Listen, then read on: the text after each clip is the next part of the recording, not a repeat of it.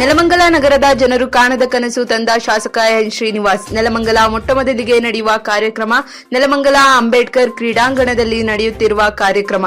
ನೆಲಮಂಗಲ ಇತಿಹಾಸದಲ್ಲೇ ನಡೆದೇ ಇಲ್ಲದ ಕಾರ್ಯಕ್ರಮ ಇದು. ನೆಲಮಂಗಲ ಉತ್ಸವದ ಪೂರ್ವಭಾವಿ ಸಭೆ, 4,000ಕ್ಕೂ ಅಧಿಕ ವಿದ್ಯಾರ್ಥಿನಿಯರಿಗೆ ಪ್ರತಿಭಾ ಪುರಸ್ಕಾರ. ಈ ಕಾರ್ಯಕ್ರಮಕ್ಕೆ ವಿಶೇಷ ಗಣ್ಯರು ಆಗಮನ. ನೆಲಮಂಗಲ ಉತ್ಸವದ ಅಂಗವಾಗಿ ಪ್ರತಿಭಾ ಪುರಸ್ಕಾರದ ಕಾರ್ಯಕ್ರಮದ ಮುಖೇನ ನೆಲಮಂಗಲ ಉತ್ಸವವನ್ನು ಪ್ರಾರಂಭ ಮಾಡಬೇಕು ಅಂತ ನಾನು ನಮ್ಮ ಪಕ್ಷದ ಮುಖಂಡರು ತೀರ್ಮಾನ ಮಾಡಿದ್ದೇವೆ. ಅದರಂತೆ ಪ್ರತಿಭಾ ಪುರಸ್ಕಾರ ಕಾರ್ಯಕ್ರಮ ನಾಳೆ 9:00 ಎಲ್ಲ ಇಲ್ಲಿ ವಿದ್ಯಾರ್ಥಿಗಳು ಸಮಾಗಮ ಆಗ್ತಕ್ಕಂಥ ಮತ್ತು ಇಲ್ಲಿ ಕಾರ್ಯಕ್ರಮಕ್ಕೆ ಭಾಗವಹಿಸುವುದರ ಮುಖೇನ ಪ್ರಾರಂಭವಾಗಿ ರಾಹುಕಾಲ ಮುಗಿದ ನಂತರ 11:15 ಉದ್ಘಾಟನೆ ಮಾಡಬೇಕು ಅಂತೇಳಿ ತೀರ್ಮಾನ ಮಾಡಿದ್ದೇವೆ. ಈ ಕಾರ್ಯಕ್ರಮದ ದಿವ್ಯ ಸಾನ್ನಿಧ್ಯವನ್ನು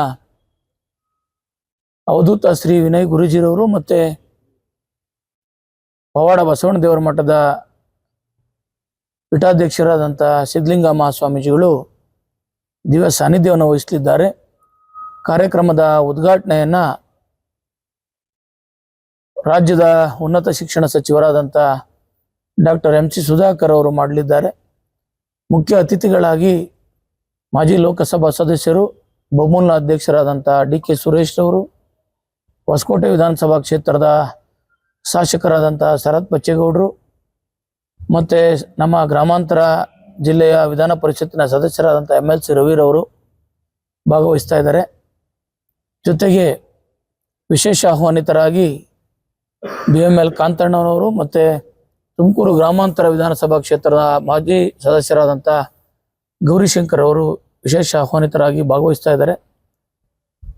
ಈ ಕಾರ್ಯಕ್ರಮದಲ್ಲಿ ಸುಮಾರು 3,950ಕ್ಕೂ 50 ವಿದ್ಯಾರ್ಥಿಗಳು ನಾವು ನೋಂದಾಯಿಸ್ಕೊಂಡು ಪಟ್ಟಿ ಮಾಡಿ 75 ಅಂಕಗಳಿಗಿಂತ ಪರ್ಸೆಂಟೇಜನ್ನು ಹೆಚ್ಚು ತೆಗೆದುಕೊಂಡಿರ್ತಕ್ಕಂಥವ್ರಿಗೆ ಒಂದು ಗೌರವಪೂರ್ವಕವಾಗಿ ಅಭಿನಂದಿಸಬೇಕು, ಅವರಿಗೆ ಉತ್ತೇಜನವನ್ನು ಕೊಡಬೇಕು, ಪ್ರೇರಿಸಬೇಕು ಅಂತೇಳಿ ಕಾರ್ಯಕ್ರಮವನ್ನು ಆಯೋಜನೆ ಮಾಡಿದ್ದೀವಿ. ನೆಲಮಂಗಲ ತಾಲೂಕಿನ ಎಲ್ಲ ಗೌರವಾನ್ವಿತ ಏನು 75% ಹೆಚ್ಚಿಗೆ ಅಂಕಗಳನ್ನು ಯಾವ ವಿದ್ಯಾರ್ಥಿನಿಯರು ಪಡೆದಿದ್ದಾರೆ, ನಾವು ಆಗಲೇ ಯಾರಿಗೆ ಮಾಹಿತಿ ಕೊಟ್ಟಿದ್ದೀವಿ, ಯಾರನ್ನ ನಾವು ಪಟ್ಟಿ ಮಾಡಿ ದೂರವಾಣಿ ಸಂಪರ್ಕದಲ್ಲಿ ಸಂಪರ್ಕ ಮಾಡಿದ್ದೇವೆ, ಅವ್ರ ಮಾಹಿತಿ ನಮ್ಮ ಹತ್ರ ಇದೆ.